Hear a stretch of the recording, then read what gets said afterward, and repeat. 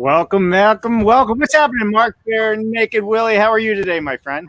I think we're at episode, what did I say, 44?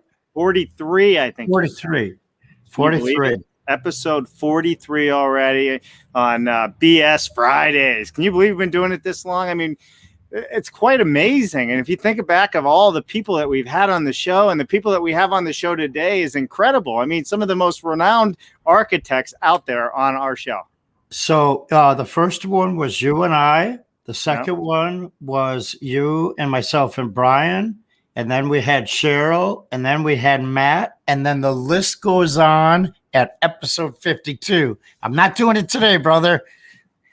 Well, so everybody knows, since we have a big crowd out there today, episode 52, Mark Bare Naked Willie himself, by memory, is going to name each show and each guest. So that's only a couple weeks away. And you know what, Mark? That's almost to our 1 year mark with Dave Cooper Live. So maybe that'll be part of the celebration. What do you think?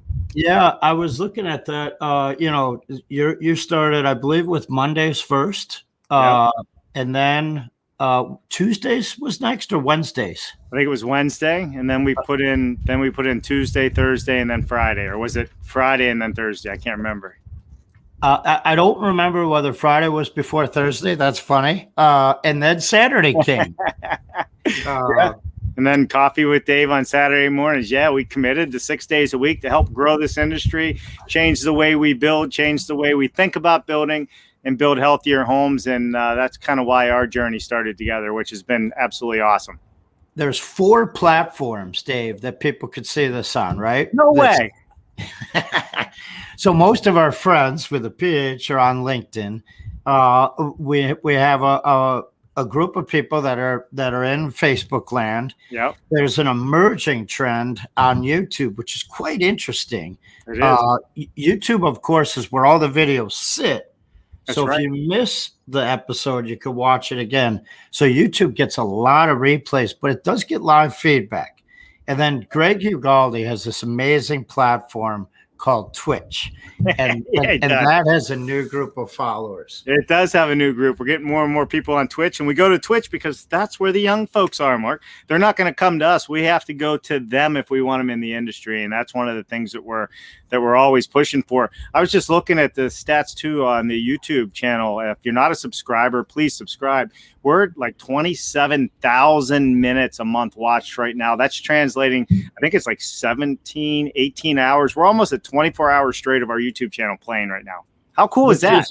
It's pretty phenomenal. And then all the shows have a different marker, right? Like we went back and forth on this show of trying to scramble at 50 minutes, and then it beefed up to 60, and then we scrambled to 50. And we've had some that are 90. I think our longest was like 97 minutes. Yeah, sometimes we get full of ourselves, don't we? We do. We think everybody has time to spend an hour and a half, 2 hours a day with us. So there you go. Well, hey, listen, why don't we jump into this, everybody? Listen, at Dave Cooper Live, we are bringing you the people and the processes that are building it better. Our guests include topics such as building systems to building science, building codes, and the tech used to build it better. And today is no different. We have some of the masterminds behind design back on our show, one of which is here for the second time, and it's going to be a great conversation. And Mark, Doug and Daru better than I do. So why don't you do the introductions today? So, Daru is going to do the introductions for Doug. And for many of you, Doug was on December 3rd. For his first time. That was Act 1, and today will be Act 2. Focusing on sustainable urbanism. What's fun is in the green room before the show, we often get to meet someone to do an introduction, but sometimes our guests aren't sure that they're going to have a surprise intro. So it's really nice when it's a scheduled intro, because Dave and I get a chance to meet. Yeah. And there's a wall of books sitting in the background, which we'll see momentarily. And then you get to meet the author of some of these books. So without any delay, Daru, we would love you to come to the microphone and the camera, introduce yourself, show us your book, and welcome to Building Science BS Friday Live, my friend. Okay, my name is Mike. Thank you. It's great to be on the show, my first time. So I'm excited, and you guys seem like a fun group. I enjoyed our conversation in the green room. I grew up in Bombay, India, and I came to the U.S. when I was 17 to study. Kind of land of opportunity and all that. And Bombay was a really wonderful city back in 1972. It was 4.5 million people, but it still felt like a small city, and all levels of people lived there, and they all supported each other. So like some of the houses in Paris, the wealthy lived on the street side and the domestic help lived on the back, on the alley side. So you had all these different tiers of people living in the same building. And I say that because I learned to draw watching from my balcony, watching a son of one of the domestic help. And, different classes and all that. He was, in the back side, I was in the front side, but I saw him drawing. And I went downstairs and I said, I want to do that. I want to be able to do that, and he gave me a pencil and my first piece of paper and said, yeah, you can do this. And so that was really what the city was about. It was not, even though we have the caste system and all that, it really helped. People helped each other. I'm a big movie fan, and I would be able to walk to the movie theaters on Sunday morning. They would play kids' movies at the Regal, which was down just a little over a block away from my house. I was 8 years old, and my parents would let me walk. I only had to cross one street to get to the movie theater.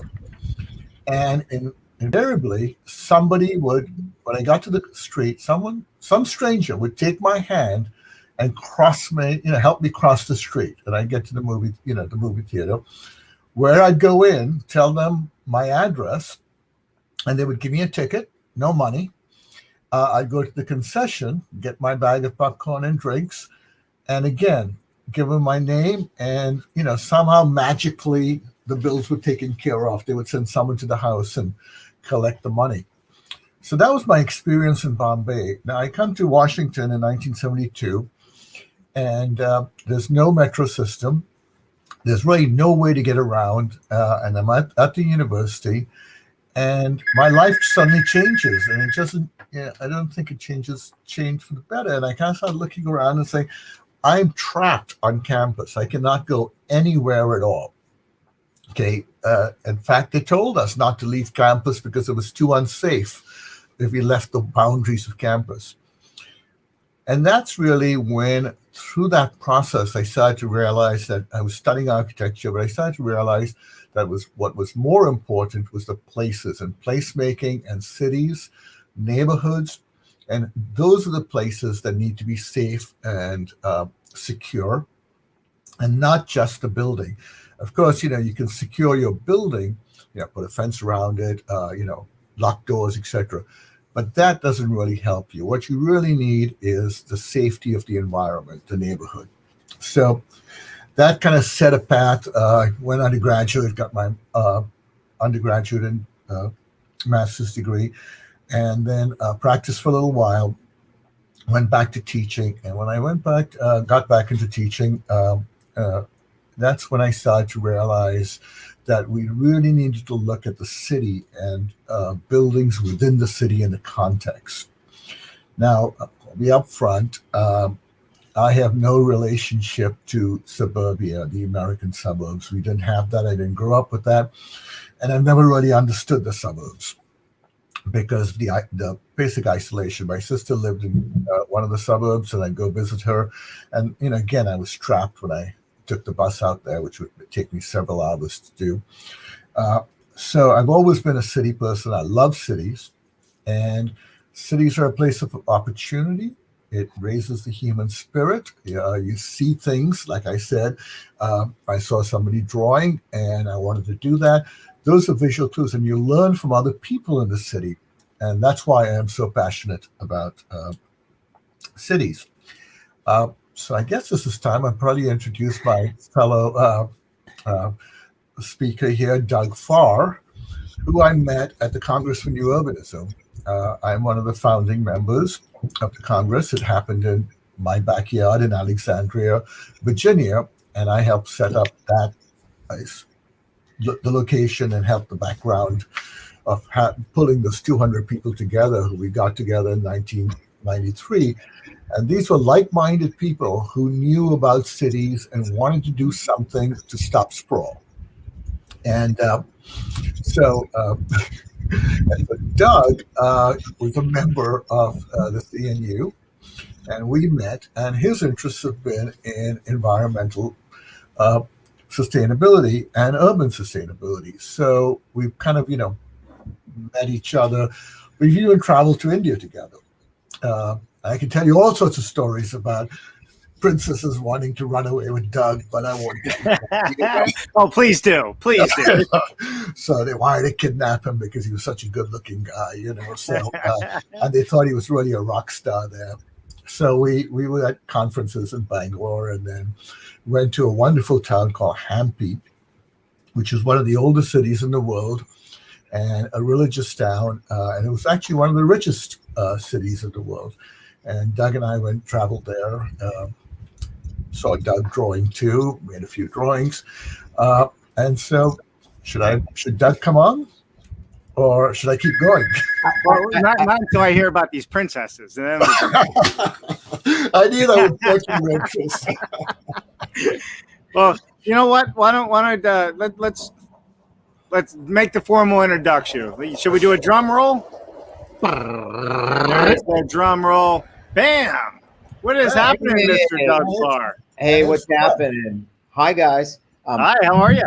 I'm doing great. And my dear friend Diru, I love him so much. And he is thorough both in speech and in writing. So I just wanted to say, Diru writes the thickest books around. In fact, his one book is the thickness, more than the thickness of my two. And he's got a new one there. This is a new one, which will be out in about 2 weeks. Available on Amazon, and it's a continuation. Oh my God! Book. So that one was Visions of Seaside, the new urbanist town, the first new urbanist town built in the Panhandle of Florida. And in the first one, I really talk about the history, and it's internal. It's basically DD. Come back for next week. Come back. Yeah. Oh, okay. You want to talk about Doug? Okay. Sorry. Well, listen. So just so everybody knows, before the show, Diru and I were talking. Those books will be out on audio next Saturday, right? Is that what? No, not on audio. You gotta buy the real thing. The truth is, the new book is only 20 pages, but each page is 3/4 inches thick of paper.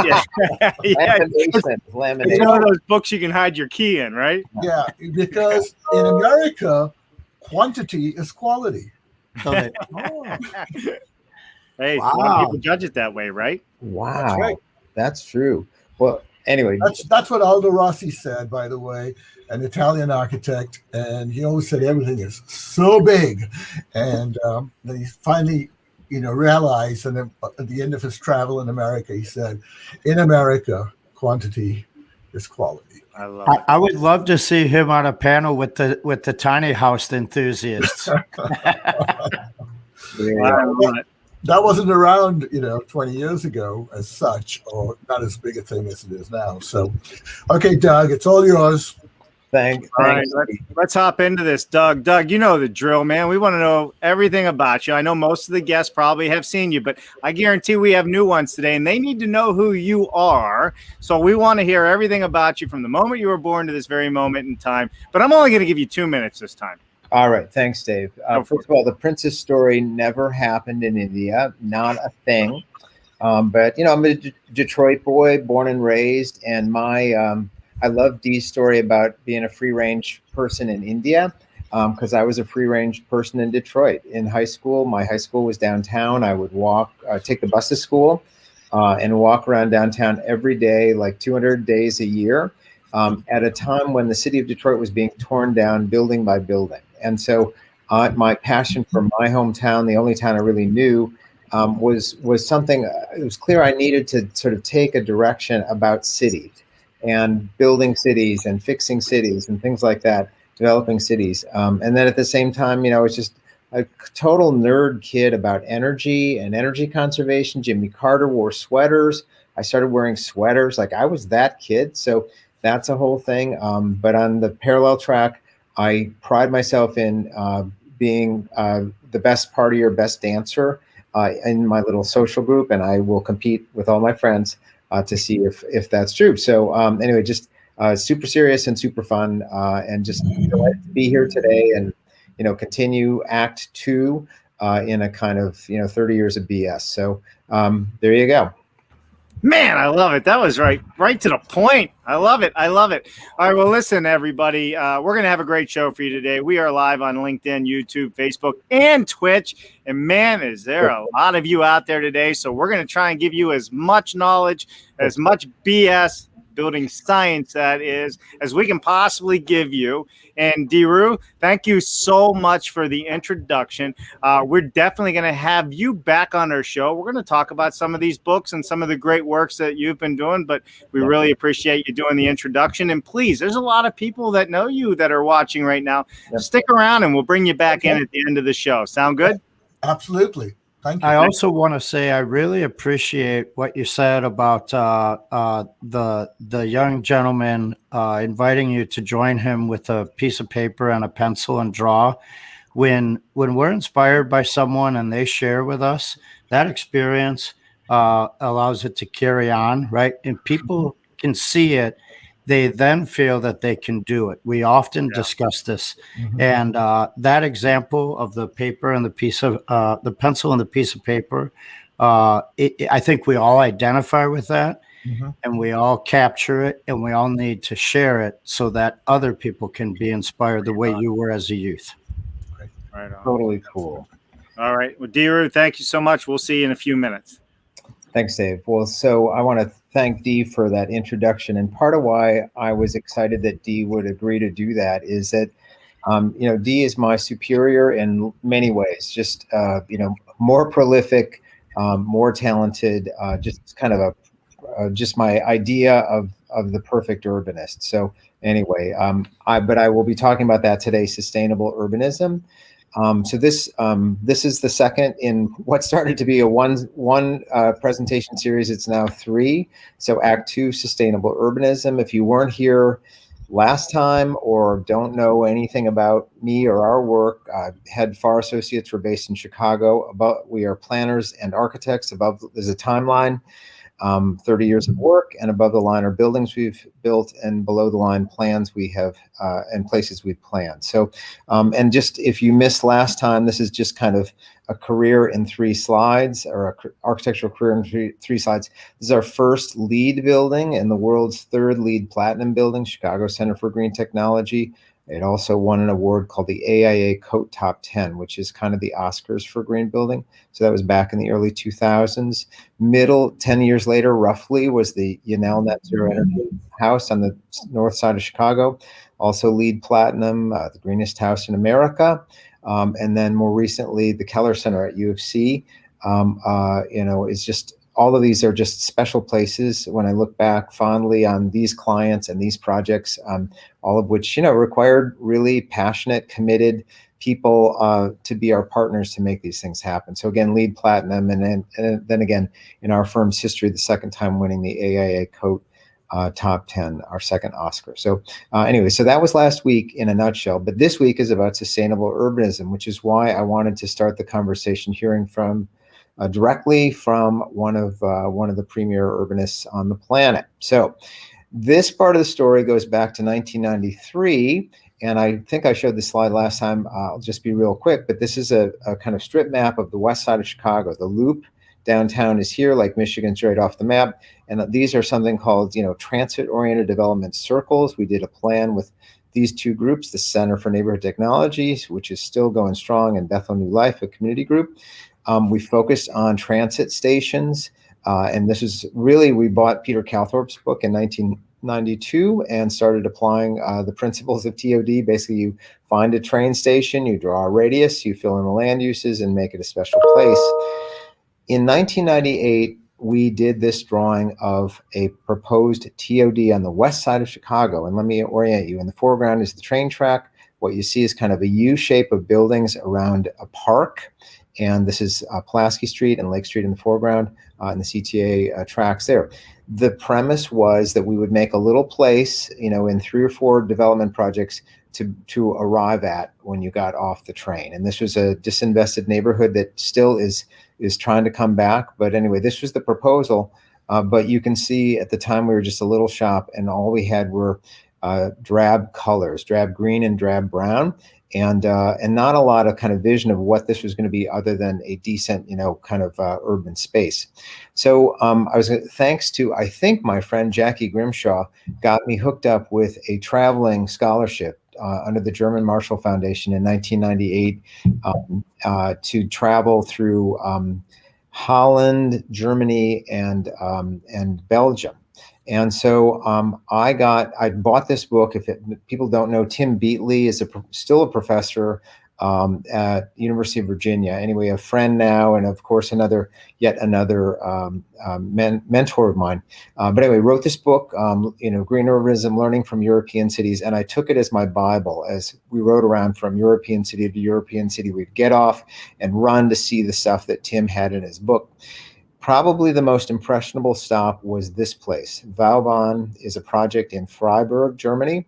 And so this is, 1998, so 20th century stuff. And this was, to me, the most outstanding, impressionable view of the future. And so you'll see there's a few projects here. There's a parking structure with solar panels on it, townhouses with solar panels. The whole district, the whole neighborhood was conceived to be a net zero place, 1998. So there's nothing like this in the United States. It required a trip to Germany, and this was the aesthetic of it. And my God, did it change kind of what was possible, kind of in the same way that Mark was commenting on Dee's neighbors, introduction to drawing for him.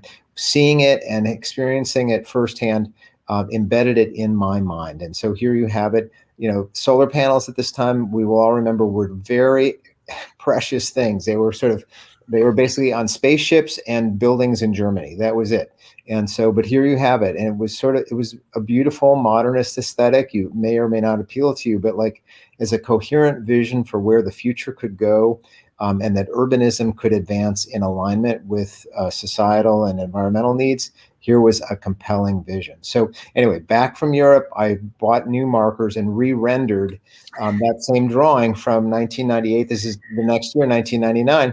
And you can see suddenly there's solar panels on things. There's green roofs. There's, the park was kind of just dead grass before, and now it's conceived to be this geothermal exchange thing underground. All the lessons learned both from Freiburg and from our early green projects, including the Chicago Center for Green Technology. So that trip to Freiburg and the German Marshall Fund Traveling Scholarship really set me on a course as an urbanist to pursue a branch of urbanism that came to be called sustainable urbanism. And so in our real project work, I just went to town and said, every project we're going to do is going to do the same thing. We're going to have solar panels. The buildings are going to catch and store their stormwater. We're going to recharge it in a visible, fun way. So here's a TOD up in Minneapolis, 46th and Hiawatha. Here's a TOD up in Grays Lake at the kind of estimable kind of cutting edge project Prairie Crossing. George and Vicki Ranney were visionary clients, for years, decades before I even met them. But anyway, we were proud to be part of the planning team for Phase 5 and kind of envisioning what that could look like. And then Orland Park, and this was another formative project for me. Okay, so let me just show you what you're getting here. If you can see my cursor, again, it's a TOD. There's the train station. The train lands in there. We're laying out sort of the streets and the access to a kind of central park, kind of a square, if you will, and then liner buildings that shape streets. And then you can see on the roofs are solar panels. vegetated roofs. This is a stormwater street, so that central median is meant to catch the rainwater off the streets and so on. We were so excited. We turned this in. We thought we had solved the world's problems with this plan, but the client didn't agree. And so what they said was that it's a great TOD plan. The street grid's fine. The building placement's fine. Parking screen in the middle of the block. This is commuter parking for that train station. All that's good. But all that green stuff, we didn't ask for that. Get rid of it. Get rid of it. So we didn't have any money left in the budget. So all we did was we turned this color drawing into a black and white drawing. And we changed the notes. And so, it looks kind of like a shag carpet roof. You're not quite sure what it is, but at least it didn't run sideways with the client. So we turned it in, well received, got paid and so on. And then Mayor Dan McLaughlin was there and stuck with this plan. And it is today now, a multi-$100 million mixed use development, which we didn't do the architecture for, but we're very proud. A generation on is advanced. But remember this slide, because the closer for today will show the comeuppance on this one. So at about that same time, I've shuffled the chronologies a little bit just to tell a better story today. But this is really kind of a project that I am so proud of, kind of a crowning achievement. It's down in Normal, Illinois, which is halfway between Chicago and St. Louis on the Amtrak line. To orient you, this is the Amtrak line, and this was only ever a sketch I did in-house to sort of guide the renderer, and the client saw the sketch and said, we don't need a renderer, here's your drawing. So I was never happy with it, but there it is. Anyway, but there's the Amtrak. We proposed a traffic circle or a circle, a place where the buildings have concave elevations, that there's an arcade at grade all the way around, and then an occupiable park or plaza with a water element that is doing something to cleanse the water. So that was all in this sketch in 1999. And I will just say, probably in my naivete, I was treating the whole built environment, from the building facade, the sidewalk, the street, the park, repeat this section, as kind of a canvas that you could paint and make highly sustainable, just like I had seen in Freiburg. So we did our first form-based code around a very sort of small area, right, just 10 acres around the circle. And then here's the rendering. And we had an exemplary design partner in all of this in the form of Peter Lindsay Shout, now Hair Shout Landscape Architects, who we hired, sort of took that vision, say, it's a circle, it's got water in it, it's going to cleanse things. And he turned it into this absolutely dynamic double helix design. So you'll see more about that in a minute. But the thought, what you're seeing here, here's the building, arcade, some bollards and so on. But there's a street that vehicles can go on, and then you pass to the center to occupy the center. Well, guess what? Again, I'm running into problems because I think it's the most obvious thing in the world, but the traffic engineers see only danger and death. And so we said, well, they said, you can do this, but you won't be able to occupy the center. Well, why is that? Well, because people will get, injured and killed crossing the street. And I said, that's the craziest thing I have ever heard. And so anyway, they took me out of the room. I needed a straitjacket just to get out of there, and I was not helping. But anyway, a very clever traffic engineer from the Illinois Department of Transportation said, part of our problem is we're calling this thing there's a classification for a place like this, facility like this, called a one-lane urban roundabout. And if you classify it that way, we're right. You shouldn't put people in the middle. Why don't we just classify it as something else? And this was like a light bulb went off over this guy's head, and the engineers are all scratching their head like, well, like what? He said, well, why don't we call it a circular intersection? I said, well, what's a circular intersection? Well, I don't know, but there's no rule against people occupying the center of it, right? So, oh my God. So that was and that guy was a representative of the FHWA, the Federal Highway Works Administration. Hold that thought. So fast forward many years, here it is, Uptown Normal. We estimate about 2/3 of the plan is completed. This is the annual Sweet Corn Festival, which is kind of high summer, July, August, mid-state, and is just, if you like sweet corn, with or without butter, this is your place. But anyway, just a beautiful thing. And it's shaping up. Again, to orient you, the Amtrak is here, Town Hall, Children's Museum, mixed-use building. couple of new hotels, and then a couple building sites yet to go forward. Doug, I would like to say that an intersection full of trees and people and sweet corn sounds like a dream. I'm glad the Department of Transportation person had the vision to understand yours. Well, thank you, Mark. Doesn't it make everybody a little hungry for summer? So, ooh, does this show serve food? Do you cater? Because we do, and I fell a little short on the green M&Ms in the green room for D-Roo earlier, but hey, we're still working out the glitches. You know, the Amazon drone's on its way. Perfect. So here's a scene that is, by many accounts, illegal or should be, meaning we have water in the public way and are encouraging people to occupy it, right? So kids are getting wet bottoms. People have their feet in the fountain. They're cooling off. Is this good urbanism or what? I think it's great urbanism. And so what the interesting thing is, this water isn't simply, a chlorinated, potable water supply getting pumped and disposed of. This is actual rainwater captured off streets and yards, filtered, and then is used this way. And it's oxygenated, obviously, by being circulated. So, and then here's the kind of, if you will, the deep pool, which is all of about 12 or 14 inches deep. But again, the city council, were advised not to approve this because hypothetically someone could slip and fall and the water was deep enough to drown in. So these are the kinds of crazy things that keep us from making sort of sensational urbanism. So, and I think Normal, Illinois, if anybody's on the call today from there, would speak in favor of this being a highlight of the community. So anyway, and we thank the local leadership for just sticking with it for most of 20 years now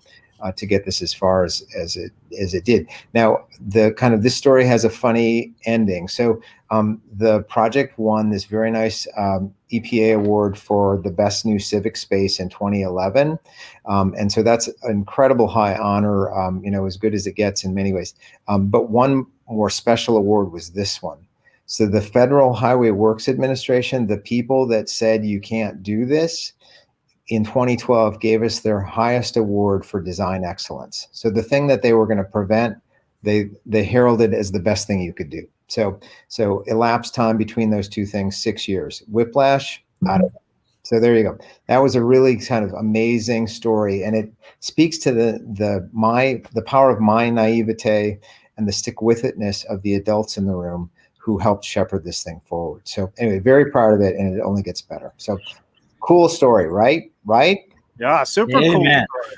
I love it. You know what? Naivete. I'm loving the language, right? I'm adding new vocabulary to my show today, which is amazing. So it's funny. Here you're getting pulled out of a room in a straitjacket, so to speak. Yep. Probably have the world, PISS off at you in the room, right? Because you think you're destroying it, and then somebody from the DOT or whatever transportation pulls you out of the jail cell. That's a pretty cool story if you really think about it. We should not undervalue naivete. So hold that thought. So that I wanted to tell that story front to back, but just to say the part that I want to cover in this talk is kind of the aesthetic side of sustainable urbanism. I often talk about the policy stuff, and I've got a little of that at the end, particularly on Lead MD and so on. But I want to just sort of talk about how we started applying these principles of sustainable urbanism to our projects. And there is a definition, which is sustainable urbanism is the integration of high performance buildings and high performance infrastructure, how these kind of systems, like I saw it in Freiburg, can all work together here at home. So this is a project we master planned and were architects for. The client was McCormick Barron. It's a light tech project down in Miller Beach, part of Gary, Indiana. And so we laid it out on this sort of fan shape. And the thing that we were trying here, there were a lot of kind of constraints, budget constraints in terms of the construction, things that could have been sort of nicer or higher quality. The thing we were really testing here was this sort of middle median strip. So we wanted to see if we could eliminate all stormwater piping, which we were able to do by installing rain gardens, 1, 2, 3, 4, one per block, and then this sort of overflow area. So here's the overflow area. So there's one pipe from each block that tucks under the street, total of 4 pipes in the whole project, and it takes care of 100% of the stormwater runoff. So, and here's what one of those block scale rain gardens looks like. So we more or less omitted one house site per block and built this rain garden feature. And I, went out and stalked it to make sure that I could catch it on days when the water was standing. So, and it's designed, the water's fairly porous in this area, a fair amount of sand. So there really isn't a concern about standing water and mosquitoes. But here it is in summer, and here it is in winter. It's a lot more attractive in summer, but it's got its appeal. And so, there's a lot of urbanism, and frankly, the kind of conventions of new urbanism, favors probably putting water in a pipe as soon as you can, to maximize density. And I certainly understand that. This was kind of a counterforce to ask the question, how could we incorporate high performance stormwater features in otherwise gridded street focused urbanism, and have it be a kind of sensible amenity that would make sense for a developer.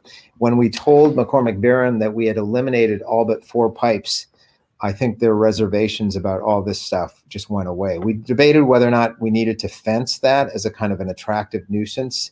And when we could prove that the water wasn't going to be there very long, it was left unfenced. And so I hope kids are playing in it. They should be. So anyway, project number 1. Project number 2 is called Whistler Crossing. In this case, another LIHTC project, low income housing tax credit project. Our client was Peter Holston Development. A pair of new buildings, a 3- and 4-story building. And here's the sort of site plan of the front end. And the thing to know here is we had a street we connect to at the back, and a new curb cut and our new street. And we had a very tight property boundary. If you can see the back of that parking lot and that whole thing there, I think there we go. Basically, that's our property line. So we had to get a parking line, building, sidewalk, 45 parking, stormwater facility, and then repeat all of those sort of same things in 100. I think it was 162 feet. I want to say it was like impossibly small. That's the wrong number, but it was impossibly small. So here's what it looks like. There were some historic 1963 so-called Jetson era townhouses that were put on the National Register to help advance the project. So you can see in the background there's our new construction and the solar hot water panels on the roof. But here's what we're trying now is back to that original vision from Orland Park, where the middle of the street is not crowned to drain water into a manhole or a gutter to convey it in a pipe to discharge to pollute some surface water body, but instead the streets are pitched to drain towards the center.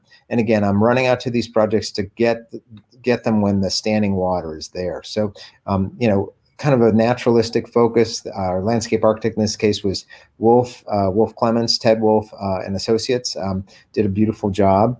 But anyway, let me go back and just sort of say this median planter facility, the client had one sort of complaint when he moved in was kids were playing in it. It's like, Doug, it's an attractive nuisance. Kids are playing in it. And it's like, Doug, you idiot. Like, you gave water, you gave a place they could dig in the sand. Like, of course kids are playing in it. So we really kind of underestimated it. And again, the water is not fenced. And that's a big fight on every one of these projects. We are trained to say this is a nuisance. The lawyers are going to come out. You need to, spray paint everything yellow and sign a release form to walk down the sidewalk. Anyway, we're putting it out there. These are aging fine. So those of you who have similar projects with similar considerations about public display of surface water that is there on a temporary basis, come call me. So anyway, next project, which I showed last time, but I wanted to just re-show one aspect of it. This is back to kind of the aesthetics of sustainable urbanism, where high performance buildings and high performance infrastructure interact. So this building has conspicuous scuppers.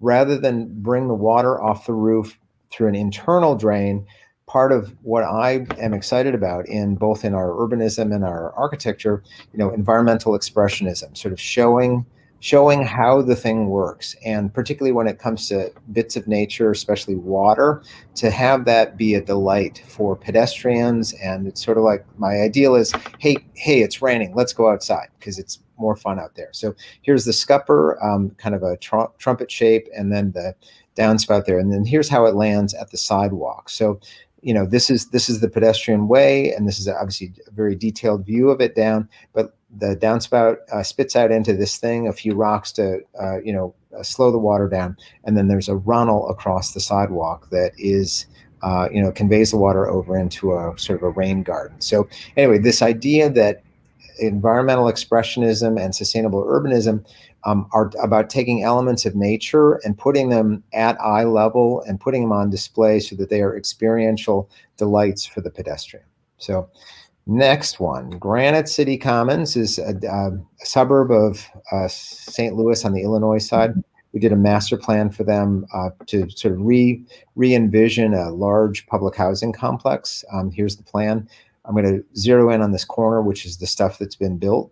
Here's the plan for that. And so this was a really kind of very much kind of like a Freiburg project, in the sense that this was funded under stimulus, the first stimulus, 2009, the Obama stimulus, to get some money out to get the economy restarted. It came with the criteria that we had to meet something called the Enterprise Green Community Criteria, and they super amended it. And the punchline, the hardest thing that they asked us to do, was that every dwelling unit, and I think there's about 40 dwelling units here, this is what's called missing middle housing, or what's now called missing middle housing. The term hadn't, I don't think, been kind of popularized yet, but it's 2 to 6 unit buildings, scattered across the neighborhood. So you can see building. The requirement was that every unit, the south-facing windows in every dwelling unit, had to receive direct sun at noon on December 21st. And so you could not run buildings north to south. So everything south is to the left here. So everything had to run east to west, and the spacing between them had to be combined with the kind of heights of the buildings, had to be designed so that the ridge of the building to the south absolutely did not obscure anything more than the sill of the building to the north. So really meticulous stuff. This isn't a perfect example of the Freiburg aerial view that I showed you, but it's pretty damn close. And so you're starting to see this kind of, so this is basically 11 years later, 12 years later, from Freiburg. We've finally built Freiburg. And here it is, it's in Granite City, Illinois. And so it's, solar panels mostly continuously on the roof. There are requirements here that prevent us from going edge to edge on roofs. The electrical code requires that an electrician be able to access the roof and have a 3-foot clearance around the outside. And that causes you to have about a 30%, 40% loss of roof area. In terms of if you want to maximize solar, that code requirement, which of course makes sense,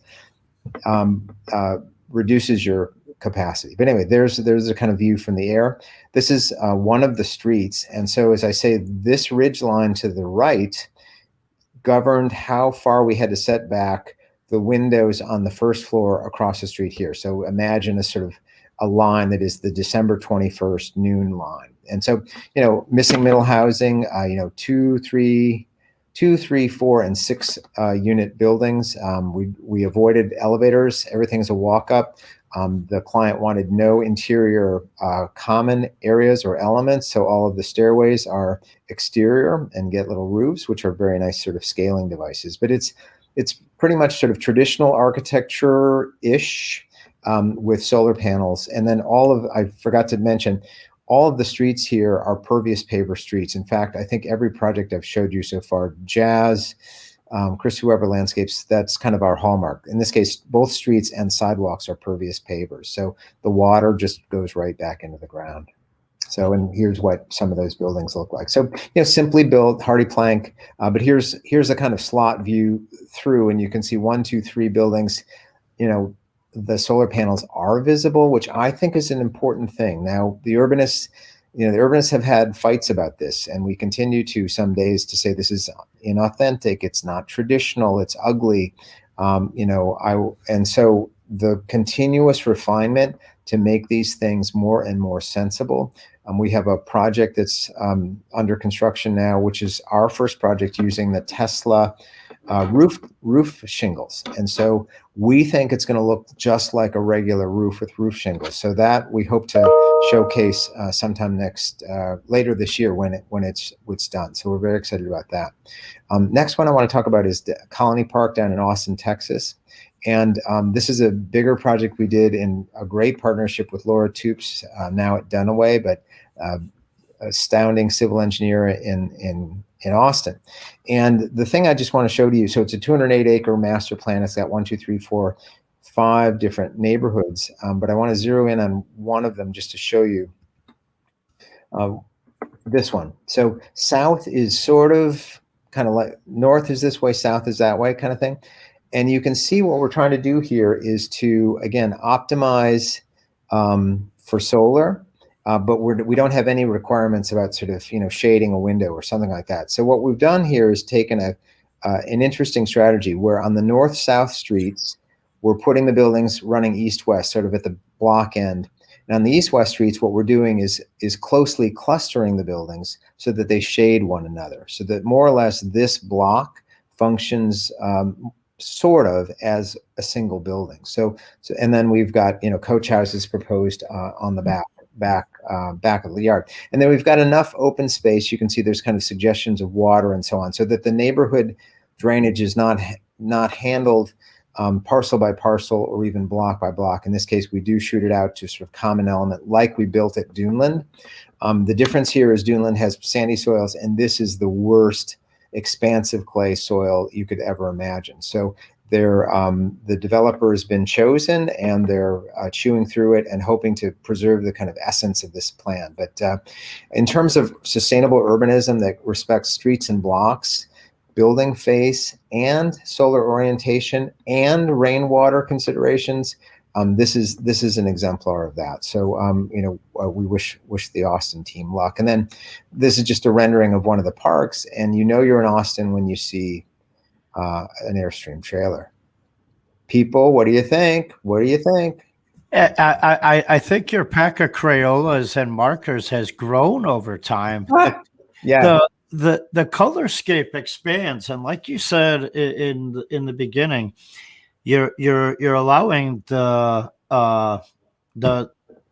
location, right? You're allowing that to become a picture of what can be.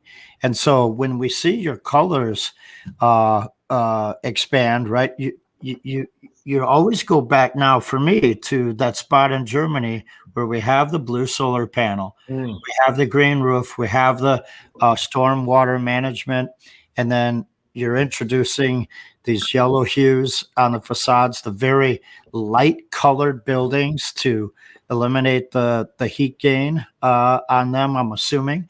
And I'm not sure, but they're very lively.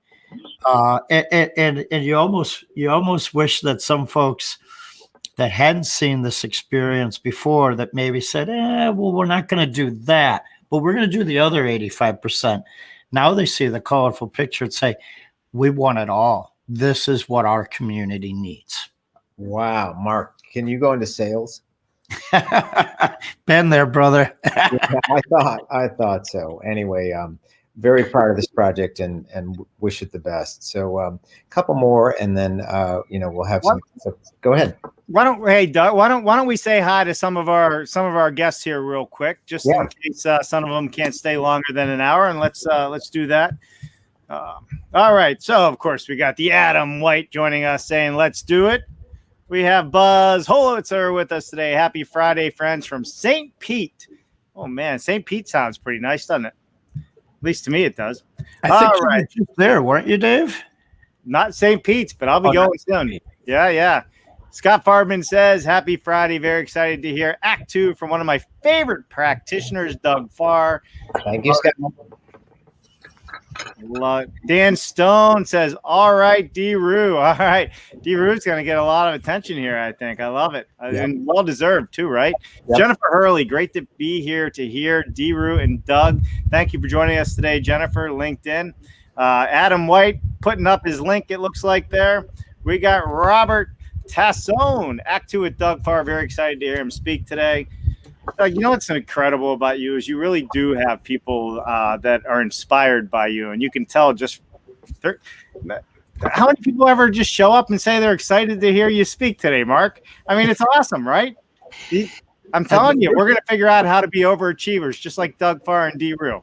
The first time I met Doug was at AIA Chicago when he released his first book.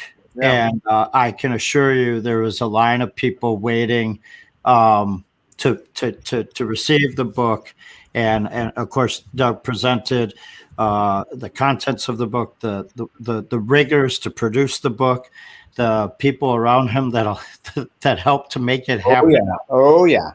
And the room kind of felt the journey, both the ebbs and the flows of that process. Yeah.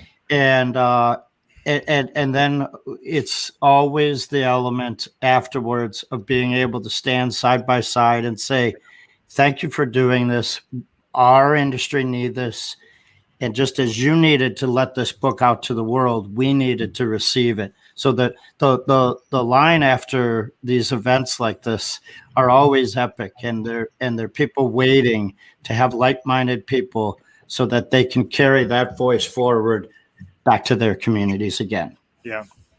Wow. Can you roll that tape again? That was very sort of warm and loving. So Doug, you know, I've been to countless presentations you've given. So that's why I've experienced what the room experience. And I think for the people that are tuned in today that know you and know your work, there's probably quite a bit of projects that they don't even know about, right? And then for for people that haven't met Farr and Associates, well, now you know the depth, and hopefully your firms and your communities can use these examples to transcend and transform the lives of the people we know and love.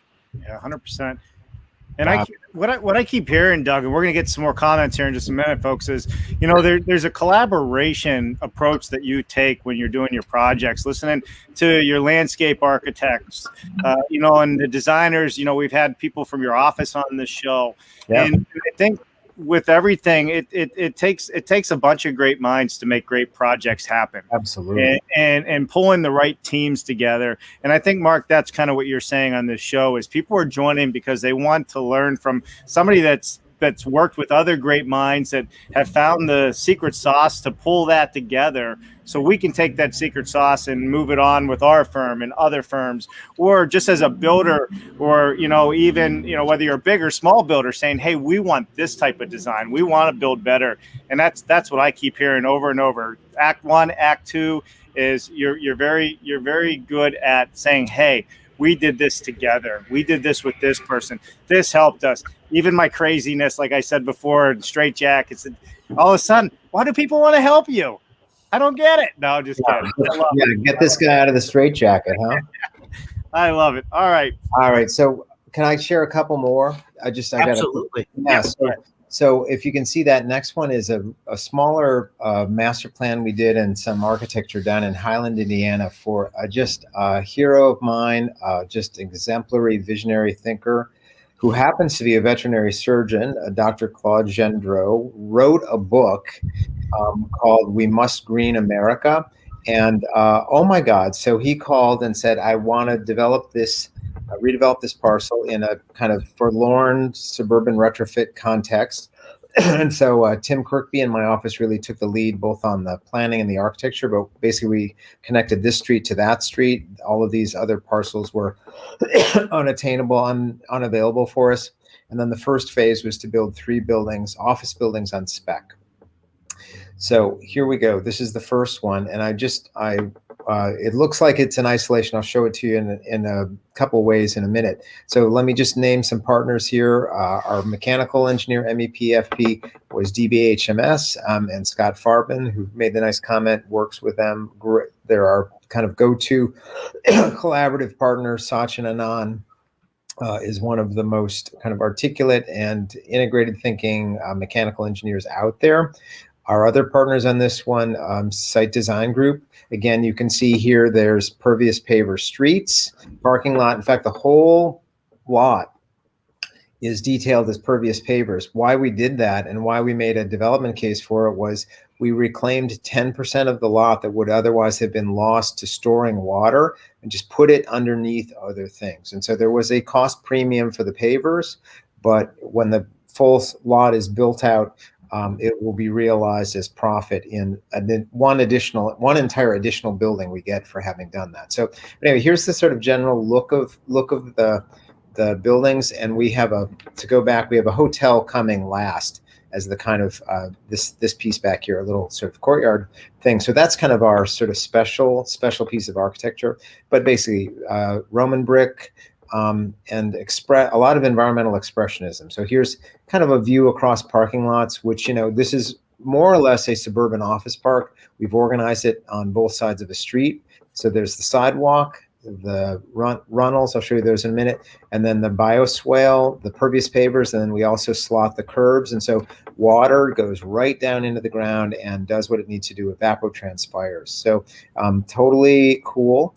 We accent the corners, the entries with this overhanging roof, and that gets us that much more roof area on which to mount PVs. So here's kind of a construction view of that. It's a beautiful brick in the sort of late afternoon sun. And here's the point I wanted to make earlier about kind of the choice not to bury the rainwater pipes in the building. I'm sure it probably adds money. It's cheaper to do that. But I am really excited about the kind of aesthetic and frankly ornamental and experiential aspects of not doing that. And so, this kind of level of quality and detail in sort of stormwater and rainwater stuff is stuff you see in Europe. You see it maybe in bigger cities. You certainly don't see it, on spec buildings in the suburbs, but here it is. So downspouts, this is a sort of heavy duty piece of the downspout element right at sidewalk level, and then an ornamental rusting scupper that takes the water over into the parkway between the sidewalk and the curb.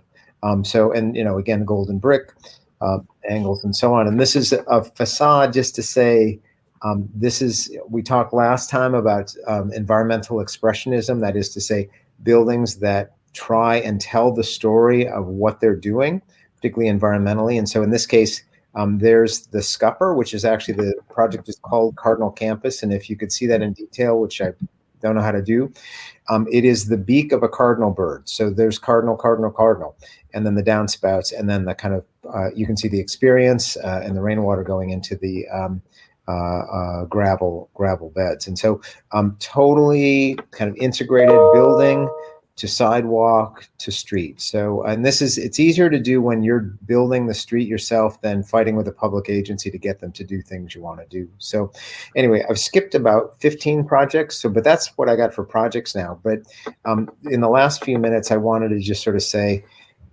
usually when I give a talk on sustainable urbanism, it's about the book, or it's about policy, or it's about lead ND. So I wanted to sort of start with just all of that, or really that was the bulk of it. But, I did write this book, and it was really sort of mid-stride in all of the projects I've shown you.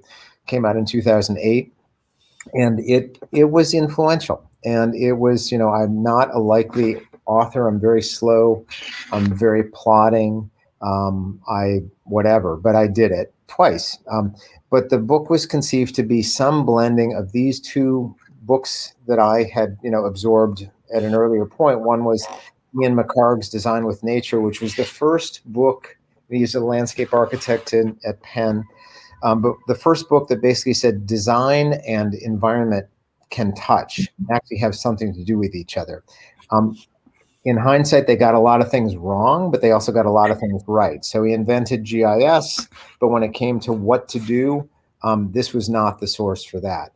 Closer to the source was the book called The Pattern Language. And if anybody wants to buy books today based on this talk, you can certainly buy Dira's book, my two books, but these are also good books to have. So, but that was what the book was sort of conceived to do. Those are the things I had in mind. One of the things I did and learned to do was in the world of urbanism, there are diagrams, and probably the most iconic and flawed, and boy, you can get into some fights with guys from overseas about whether this is racist or misogynistic diagram, whatever. But basically, it's Clarence Perry's 1926 or 29 diagram from the regional plan of New York of the neighborhood unit. So, but there it is, DPZ, who's, our dearest friends and way up there in the exalted ether of urbanists, sort of updated it, basically 60, 70 years later.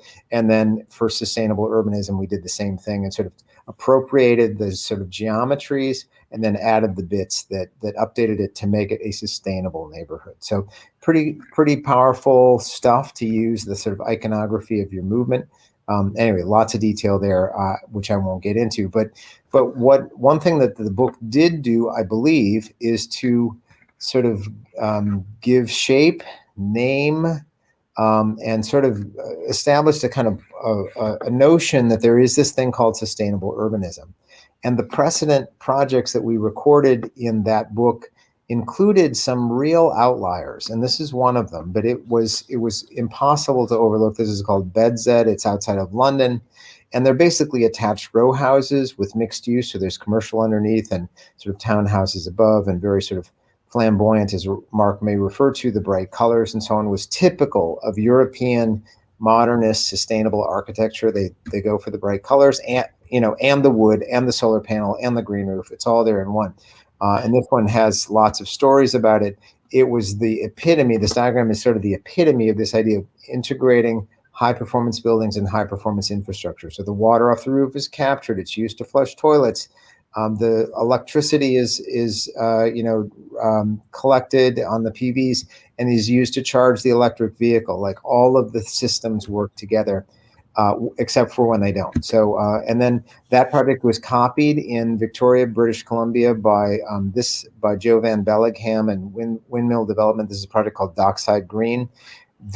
Again, I chose two of the least urbanist projects as the case studies, simply because they are such exemplars. Bedzed had as its goal, it would be 100% energy neutral.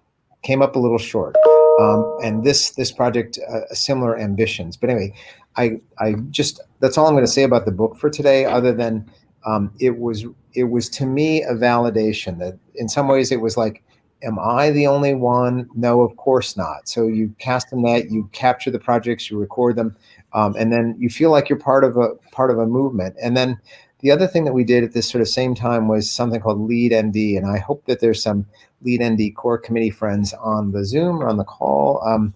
Anyway, maybe this will cause a reunion. But this was a project that I kind of cooked up and then recruited some of the brightest people you can ever know to participate as willing volunteers over many, many years to write and launch this standard. And so it was the first time that LEED ever went beyond the scale of an individual building. It's called LEED for Neighborhood Development. And of course, it was USGBC was part of it, NRDC was part of it, and then CNU, Congress for New Urbanism, the three groups came together.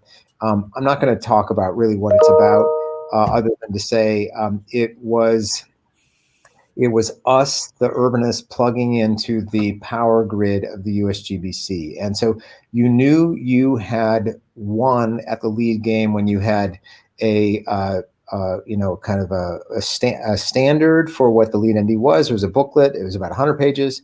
There was a deep, practitioners thing that was like 400 pages so that you could interpret what the 100 pages said, and then you could get certified in that thing. So this was a vertically organized validation and credential to deliver sustainable urbanism. So, in terms of having a vision for like, let's make it safe, let's make a place, let's make a practice area for this integration of all of the elements of the built environment to have an optimized environmental outcome.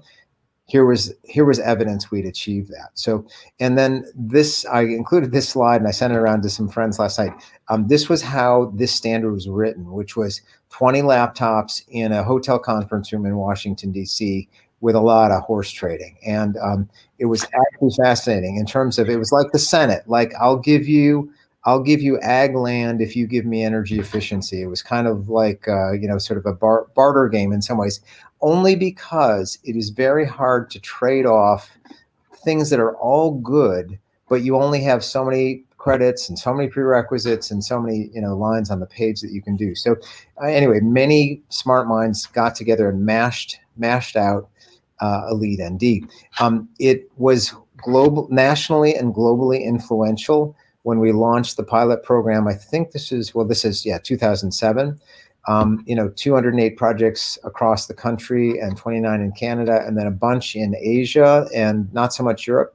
But anyway, so it was a first global standard in sustainable placemaking, basically. And then in the year after our draft was published, there were 6 or 7 pre-existing green building standards, BREEAM and others, that all within 1 year's time had their own place-scaled standard. And so LEED ND wasn't just influential for the projects that adopted it or projects that reference it, but in terms of copycats and sort of, following what we did. I think this is my second to last slide. Unexpectedly, all of this LEED ND stuff took me to China.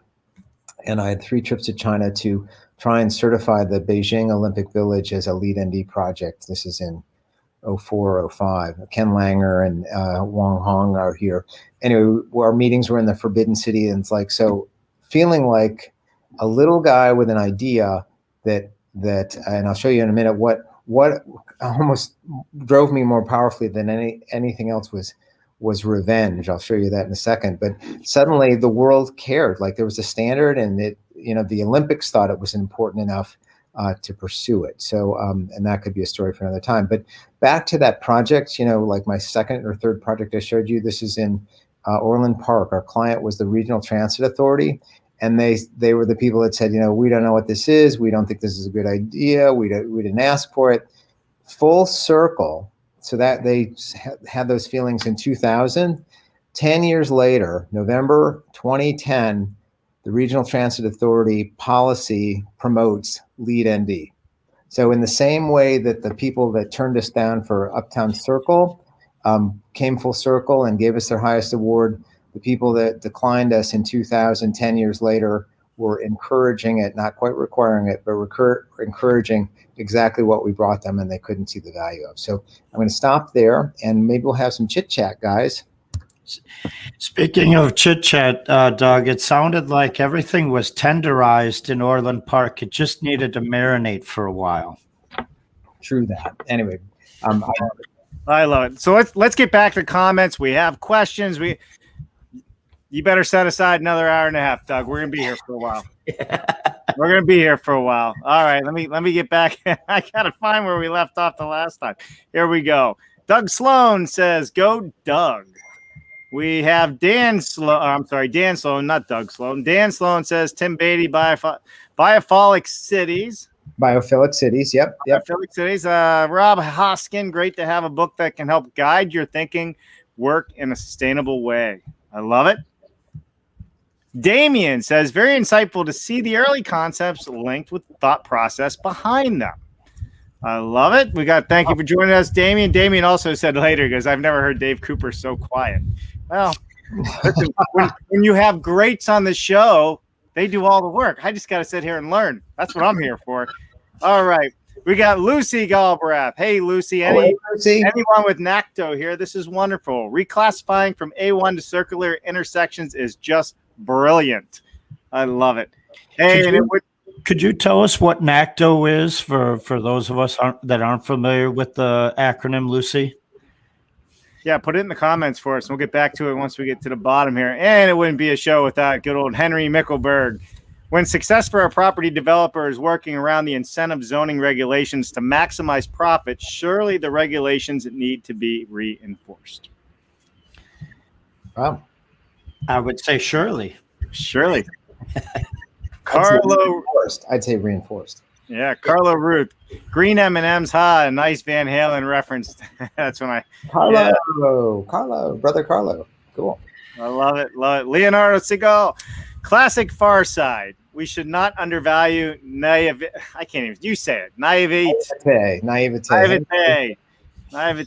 Moving on. Jennifer in the background says, so many of these projects seem perfect for prefab. I love it. We should. Yes. 100%. Neighborhood development, Jennifer, also reinforces prefab. So a lot of the building scale could be replicated, and then the facade and variations are changed as needed. Perfect remedy. Love it. Love it. Dan Sloan, fantastic projects, Doug. And then good old Scott Farman. Doug, you've been able to create successful practice that truly puts sustainability and performance at the forefront. How can we get more firms to practice this way so that we can collectively take action against the climate crisis? Well, I'm going to let you jump on that, but I know it's going to start with collaboration somewhere. Yeah, well, so Scott is part of our core team here in Chicago, and Act 3, Scott will be talking about our work together. So we've got a really dedicated team, AIA Code and AIA 2030, working to change the professional culture around the climate emergency. And thank you, Scott. That's a really high praise. I hope that's written down somewhere, because when I can't sleep, I'm going to pull that out and read it to myself. So thank you for that, Scott. And Scott, you're always right. It's a matter of inviting and sharing. When people see these examples and pass them along, it can be replicated. Yeah. Seeing is believing. Yep. Love it. We got good old Andrew Seeley, G-Pod in the house. We do expansive soils like no other place. So yeah, he's in Texas. Yeah. Love it. True that. Shannon Pendleton, Doug, that was phenomenal. Thank you. Man, look at all the praise, man. You just gotta leave these shows with a smile, man. It's gotta feel good. And we have Shannon coming up in a few weeks. I have a feeling Doug's going to want to see her presentation. Okay. Very like-minded folks here. I love it. Hey, Chris. Chris says, great to hear you talk about the projects. Talk soon. Thanks, Chris. We have Lucy Galbraith. Thank you. Appreciate all the examples as always. How do you know Lucy and Chris, Doug? Lucy Galbraith is up in the Twin Cities now, but we met when she was down in Austin working for Cap Metro, but she's now working for Met Council, I think, or the transit agency. I can't remember, Lucy, but super dedicated, super smart, schooled me on transit supportive densities. All of that. And who was the other person? Chris was just. Chris Hensing. Yeah. So yeah, Chris is a leader in. He's a great urbanist, but particularly a leader in the highway teardown movement. And so he was a contributor to a couple of the patterns in Sustainable Nation. Chris, come back next time, a couple of months out, because we'll be talking about Sustainable Nation then. But his very powerful idea that highways should never have been in cities to start with, and so if they're broken or they need replacement, tear them down. Don't invest in them again. So I know. Thanks, Chris, for all your leadership on that. That's awesome. Thanks. When Cicero Avenue was put in, Doug, that was meant to be the gateway, and instead everyone put their businesses on it and was never able to be the supplemental gateway. Right. Yeah. Dave, you are muted. Sorry. How about we bring Deeru back in with us? Yeah, perfect. How do we do that? Because Deeru had a comment as well, so I figured, what happened to him here? I see him, but his camera's not showing up. Deeru, are you still with us there? Maybe he's frozen in the background. Well, if he's not, we'll bring him back in. But Deeru had a private chat question. Doug, why are you not a dean at some school? That's hilarious. D, I have not found the teaching bug. I really haven't. So, but maybe you can coach me. So, but thank you for that flattering comment.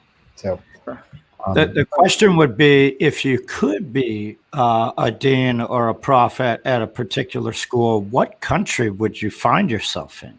Ooh, well, I think I would be most influential here. So I think I would stay put, but I would certainly want to travel. I'll just say post-COVID, there's been a lot of new developments since Vauban in Freiburg, a lot of them in Scandinavia that I think really merit a look-see. Bonol at Hammarby Sjöstad outside of Stockholm. So I do have a Scandinavian tour in my mind. If anybody wants a road trip, we could, have an organizational thing. Dave, if you would let us, we could organize our vacations together, in a couple of months. But no, I think the one thing that we'll talk about next time in Act 3 is the power of someone who's an insider in a tribe or a clan or a group, and I am certainly that in architects and planners, are the most kind of able to be persuasive in terms of, gang, let's go this way now, so that sort of thing. So I think to dislodge yourself from your natural kind of social structure, you lose effectiveness. So I'm staying put. Got it. That's very well stated. And when you stay put, then it allows people that were, as we said before, given the opportunity, and then they come back to the table. Now they have a familiar face to help them prep that terrific meal. Yeah. Prep that meal. All right, moving along. By the way, Lucy does have a favorite quote of yours: "Be strategic, not just beneficial." Love it. Thank you, Lucy. You have a good memory. John Norquist, FHWA, means Fed Highway Admin, no works. Oh, wasn't works in there sometime, John? And hey, John. John's my basketball buddy. Oh, yeah? Love it. You play basketball? Oh, all right. Well, he's also a noted urbanist and author, and just the most informed guy on politics today. Wow. Yeah, I think one. How about that, John? This just turned around to be about you, brother. Right on. John's famous. John's truly famous. John, let's have you on the show then. We love talking to everybody. Yeah. Come on. Love it. All right. Walter says, Doug Farr, most favorite guru. Oh, Walter. Man, are we going to connect? Is it on me or is it on you? Anyway, I know we've been trying to schedule something. Let's aim for next week. Thanks. Oh, yeah. Hey, I will put it out there, Mark. This is a little self-promoting for our show, but we're always trying to find new people that are doing innovative things and doing it better than the average Joe or average girl on this show and any of the other shows. So if anybody's out there and somebody that should be on the show talking about the great things that they're doing to help the built environment and the not built environment yet, we'd love to hear from you to have you on the show for sure. Yeah. And I'll just say about everybody that's commented is already on that list for me. So how about that? You've done a little crossover with some urbanists today, so that's kind of nice. They're maybe a new part of your audience. Yeah, I love it. We'll have to think of a way to change our BS acronym. When I think of quotes, one of my favorite quotes is Dr. Wayne Dyer. When you change the way you look at things, the things you look at begin to change. And those pictures that you're showing of an urban landscape and what they could become are indicative of that. And so I hope that everyone did a couple screenshots and were able to pick up the green roofs and the solar panels that y'all enjoyed. And I love it. And now also in the physical world, right? You could go to these destinations and you could walk them and experience them and realize that a bioswale doesn't need a fence, right? It's the storm sewers we need to deal with, not the fences. Yeah.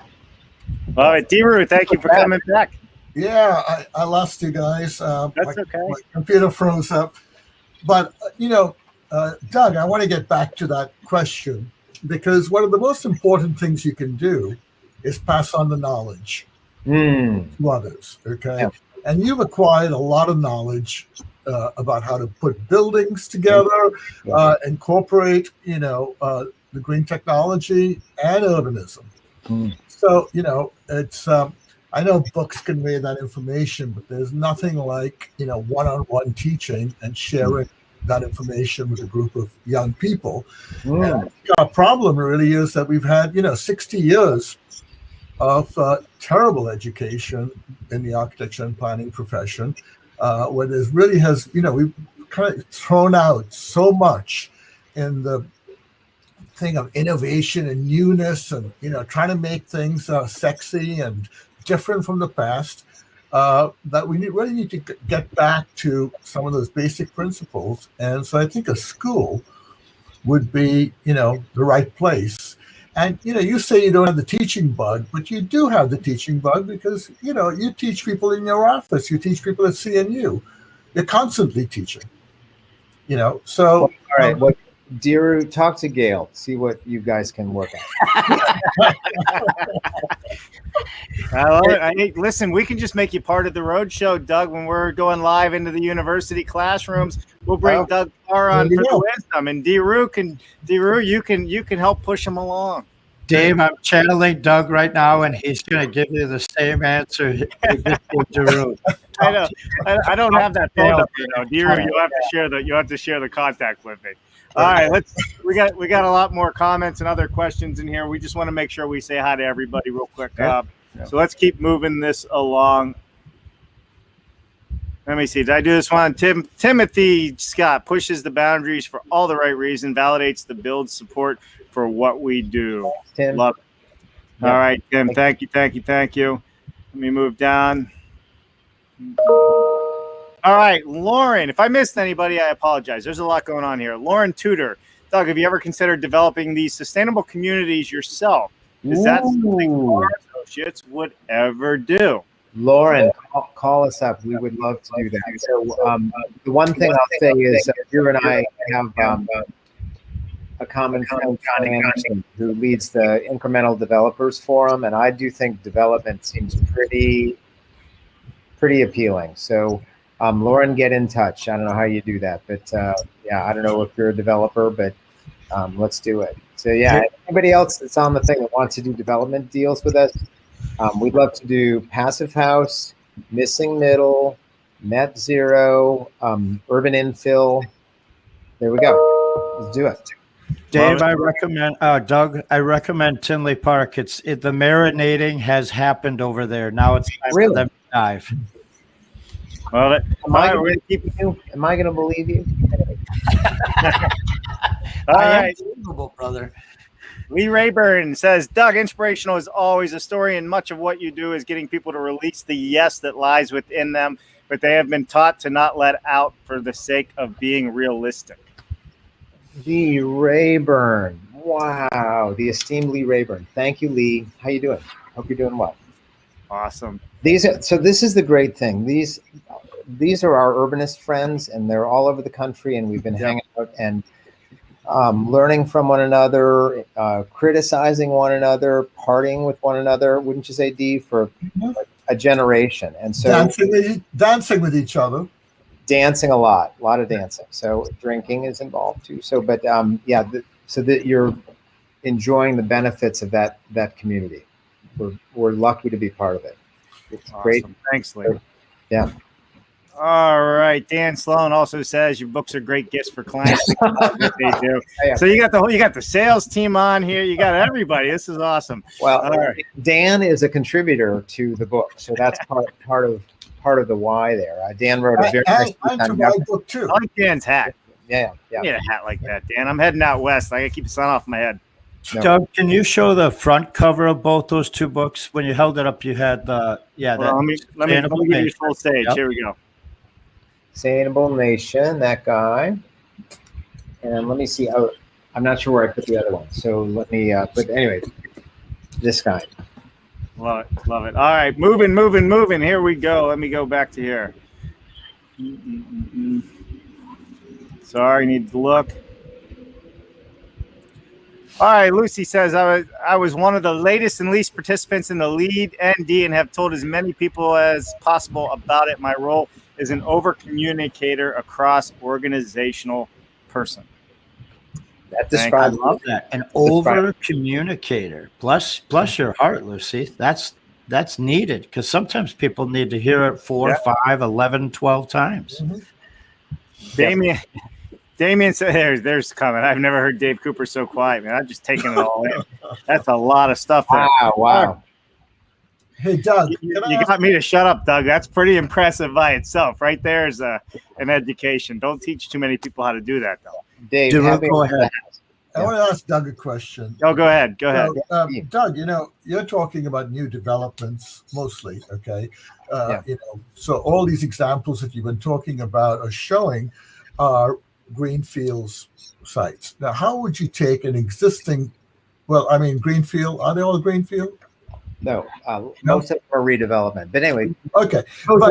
how would you take a small town that's already in existence, okay, where it has a main street, it's, and how would you apply all these same principles to the town, okay, where, there's so many towns that are basically emptying out, but they have the infrastructure, they have the bones, there's good urbanism already there. How do you go in and, what are the steps? I mean, what's possible with that?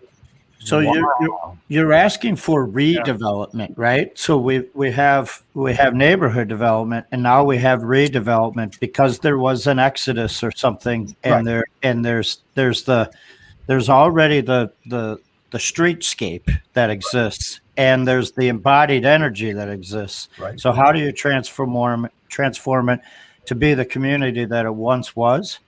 And I tell you, Doug, you love challenges. Yeah, That's a challenge for North America and beyond, eh? yeah. So I'll just say quickly, because this could be a weekend, like this weekend. It could be this entire weekend. If it is for the CNU, this would be the weekend. But so I think for existing towns in population and economic decline, I think there's two ways I think about it. On one hand, you want to rub two sticks together and get a spark going. So our urbanist friends have taught us tactical urbanism, getting some excitement going, getting small, inexpensive projects that you can do in a week or a month or a summer out there on the street, and to build on the urban bones that you have. So that's one thing. That's for urban spark and vitality and humanity. The other extreme is the decarb agenda, which is a lot more demanding, because a lot of the older buildings may not have been built with energy efficiency in mind, and probably are heated by all gas facilities. So that's a longer term thing. It's a lot less sexy. It does not get people excited to say, I now have a heat pump hot water heater instead of a gas hot water heater, those kinds of things. So I would just say, maybe this is a segue for planting the seed to come back for Act 3, which is, Act 1 was the buildings, Act 2 was sort of the places, and Act 3 is really the activism and how you make these things happen faster. And so, I'm completely immersed in Carbon Free Chicago right now, which is the least sexy, least visible, least kind of on the top of your mind topic you could ever choose, but trying to take all these kinds of tools of getting people excited, giving them buttons and so on, to get them kind of to show up and do stuff. Thank you, Mark. So anyway, it's a great question. We could talk about it. Okay, so I'll just put this out, Doug, because for the last 10 years, I've been documenting small towns. Okay, I didn't know that. Yeah, well, you know that I like to document things, and we've documented over 100 small towns in America, and about 20 to 30 small towns in Europe, and we've really looked at 1 square mile of those towns with the main street. Yeah. And the idea is, a lot of these towns are suffering. Well, most of them are suffering economically, but the bones are there. They're close. In most cases, they're close to major employment centers or big cities. So how do we go in and make that attractive, both green, sustainable, and link them back to the economic engine? So that's really my interest, because, at certain level, we cannot continue to use greenfield or sprawl out, which is what we've been doing, where the population increases X, but the land increases, 10 times that, so it's getting less dense. So we got to stop, continually consuming land, and which is what, suburbia has done so well. Yeah. So thankfully we have, and I would love to hear about the 100 homes you've documented. We have a never-ending supply of these existing buildings. And so Carbon Free Chicago did that video with Doug where you spray paint all gas meters, pipes red.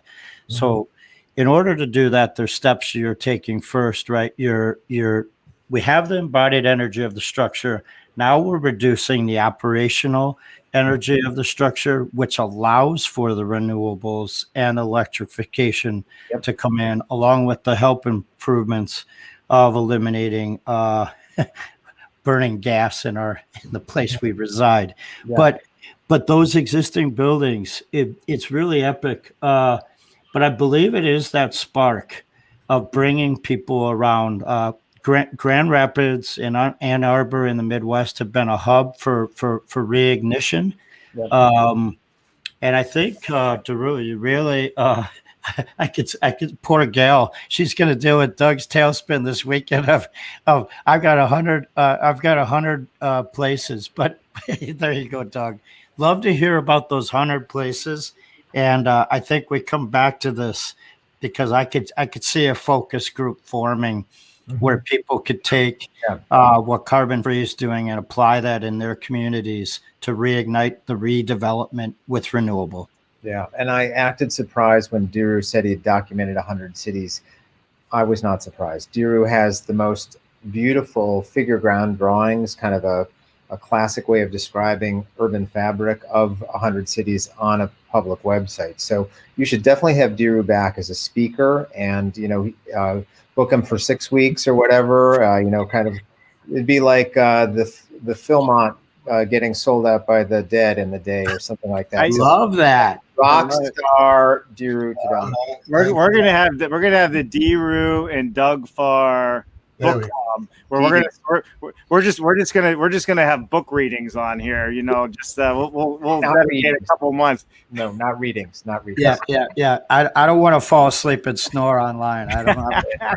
All right, listen, we got a lot of people out there we got to get to, guys. Come on. Let's speed around through some of these because there's going to be some questions. We're already at an hour and 35 minutes, so we're doing great. We got people still sticking around, hoping to hear from you. So let's do it. And Dave, watch Doug's face when you pull up their picture. Doug, if you know them, go ahead and say the hello. I am. I think we want to see your hellos too. All right, Arjun Bandari, thanks for sharing, guys. I learned a lot today. Thank you for joining us. Pleasure. All right. Jennifer Hurley, Doug, so what's your trajectory to really make a difference on this stuff? How do we accelerate it? Oh, wow. Jennifer, come back for Act 3. So, So Jennifer is an esteemed urbanist colleague, a teacher at Bryn Mawr, and a planner in and around Philadelphia. So great to hear from you, Jennifer. Yeah, come back for Act 3. Seriously, it's all about time. It's about acceleration. Thank you for the prompt. Love it, love it. Lucy's inviting people, so I just put it up there. National Association of City Transportation Officials, led by Janik. She got the name right here. Sadek Khan. Can't type. There you go. How about that? Love it. Boom, synchronicity. Boom. And actually, Sajid Khan, Jeanette has a book called Street Fight. Yeah. It's terrific, which is really terrific. Jeanette on. Jeanette. Oh, Jeanette, reach out to us. Love to hear from you. Listen, anytime you guys tell us to have somebody on, we're going to listen. Mark's other ear starts working then because he has 2 ears. One sometimes doesn't listen. All right. I just learned that today, by the way. Good to see you, Doug. John Ellis says. Hey, John, update your tagline. You're now a fellow of the AIA. You're not just... Congratulations, John. Newly inducted fellow. Congratulations, John. A great urbanist, partner of Dan Solomon at Bethune Solomon ETC in San Francisco. Good to hear from you, John. Thanks, John. Appreciate the comment. All right, Saad Gandour. Doug, you have pulled together so many fields, professions, skills, creating great places. You make it look simple. Thank you, Saad. That's very gracious. It ain't simple. Yeah, it's like herding cats, I bet. Sean St. Amour. Late, but happy to see you, gents. Happy BS Friday. Hey, Sean, great to see you, buddy. Still waiting on my helicopter, buddy. I'm waiting for the ride. All right. Oh. Chris Sinig, it looks like. The new name of the game in Oregon and California is Objective Standards for Residential. How can we integrate sustainability into design standards that are clear and objective? Wow. Chris used the word objective twice in a sentence. So yeah. I want to object to that, but I would say hold performance standards so that people could come up with their own creative ways to get there. Prescriptive standards are interesting. I subscribe to performance standards, Chris. Chris, thank you. You should have Chris on because I think Okay. he's got all that too. So, but that's a great question. I'm going to just punt. Love it. Punting's good. All right, Chris, we'll see you on the show here soon. Lucy says she's blushing. I'm just practicing urbanist who amplifies the genius of people like Doug. Wow. Amplification is needed, Lucy. And since you're an over communicator, you should be the amplifier. Love it. Love it. Love it. Easy. Hey, Doug, would you lead our tour post-COVID? Sure. Yeah. Come on down. Love it. All right. Love it. All right, John Norquist. Thanks for the compliment. Great show. Dan Sloan is back. Dan Sloan, man, he's in it with the hat. A favorite quotation, faster, faster until the thrill of speed overcomes the fear of death. Not sure it applies here, but I think of it all the time when I notice how slow change is because of fear. Dan, right on. Dan is also an author, and you need to get him on. That is a great, I want that quote, Dan. I think it's a great quote because it's our building stock that is going to allow for people to be comfortable and healthy or not. So Dan, faster, amen. Put the pedal to the metal. Mm-hmm. All right, we're going to speed around through some of these, see if we get to some more questions here. We got a lot of people giving some more comment. Lucy Gabrath, webinars are teaching. Students can watch them too. All we need is for some universities to pay to have these webinars in their curriculum. Well, hey, Lucy, you've come to the right spot. Talk to us. We're working on that. Love it. Definitely. You're absolutely right. The more this needs to be taught in our schools, for sure. All right. Here's a new name. Morai Albanese. Doug, you don't give yourself enough teaching credit. Yeah. You weren't all that bad. She said you weren't all that bad. Yeah. I love it. Moira is one of our star students from the University of Chicago, Illinois, and Chicago, and is in Washington, D.C., I think, being a big old urbanist out there. So, hey, Moira, good afternoon. Hope you're doing well. Yeah. All right. Yeah. Let's keep going here. We're going to get through a few more, and then that's going to be a wrap, everybody. What do we got here? Illinois Institute of Tech hired modernist snob Reed instead of Doug. Very bad move. Not sure who that is. I hope no one from IIT is on this call, but yeah, sorry about that. Let's see here. Thank you, John. Let's talk about, John, all the benefits that IIT has, and perhaps they're marinating for a day to bring Doug back. Ooh, that's our lesson for today. What isn't here today may blossom tomorrow. Love it. Love it. Shannon says, just design a school and it can speak for itself. Wow. You are going to be a professor, whether you want to be or not, Doug. I listen, it's your third career. I'm not sure which one, but talk to Gail. Just talk to Doug, we have a mutual friend named Katrin that is dying to have a school and learning center. So is that right? Okay. All points intersect. All right. We got four more, and then we're cutting it off right here, everybody. Doug, you have been an inspirational leader. Thank you for all your work. Thank you. And then we got Lucy. My hometown is the most beautiful small town in America by Forbes, and it really is. Bardstown, Kentucky. Oh. Home of the bourbon industry. I'm on my way there, as well as my old Kentucky home state park. Love it. Love it. Love it. All right, Lucy, I'm going to give you the floor two more times here, and then that's it. That's a wrap. By the way to help all of these small towns is to 10, raise the price of gas, and 2, subsidize rural, but I guess number 1, it shouldn't have been 10, right?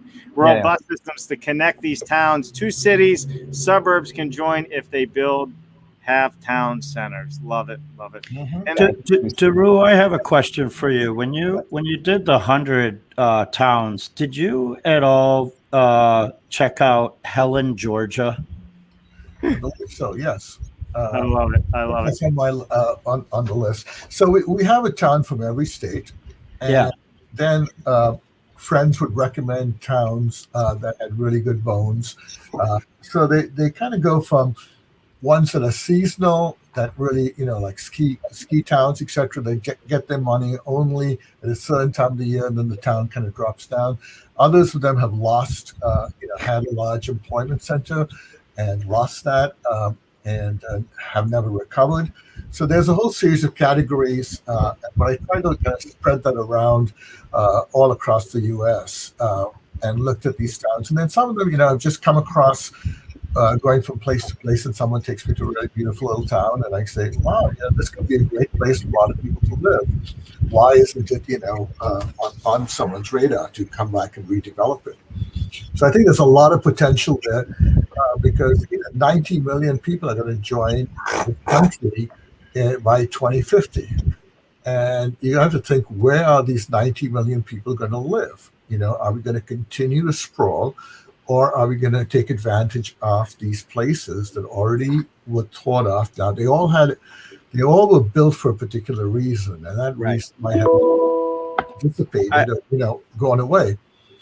But I think recognizing that architecture and culture has a place in our community redevelopment is often underemphasized. We just look at that the fact that the ghost town occurred, and then we share stories about the fear and the emotion of that, rather than cause the thinking and the opportunity of it. And that's what we need. We don't need the emotion of things to go sideways. We need the thinking of how great this place was and all the opportunities that it can solve again. Yes, absolutely.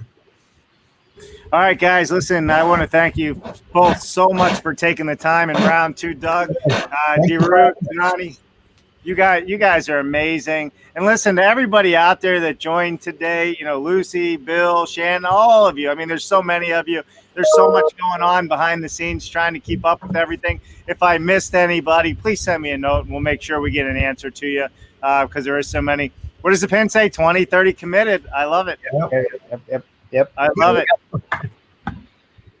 All right. Well, listen, if you are not a subscriber to our YouTube channel, please subscribe. This is where you can find all of the past and future videos and interviews that we are doing on this channel. And if you're interested in joining our roadshow, we are on the road. We will be traveling this country and going to universities, going to trade schools, going to tech schools, going to high schools. And we're going to be bringing the classroom into the field on all these wonderful places that we're going to be going, manufacturing, suppliers, all of this, architects, designers, tech. We're bringing it to you. Thank you so much, everybody, for joining us.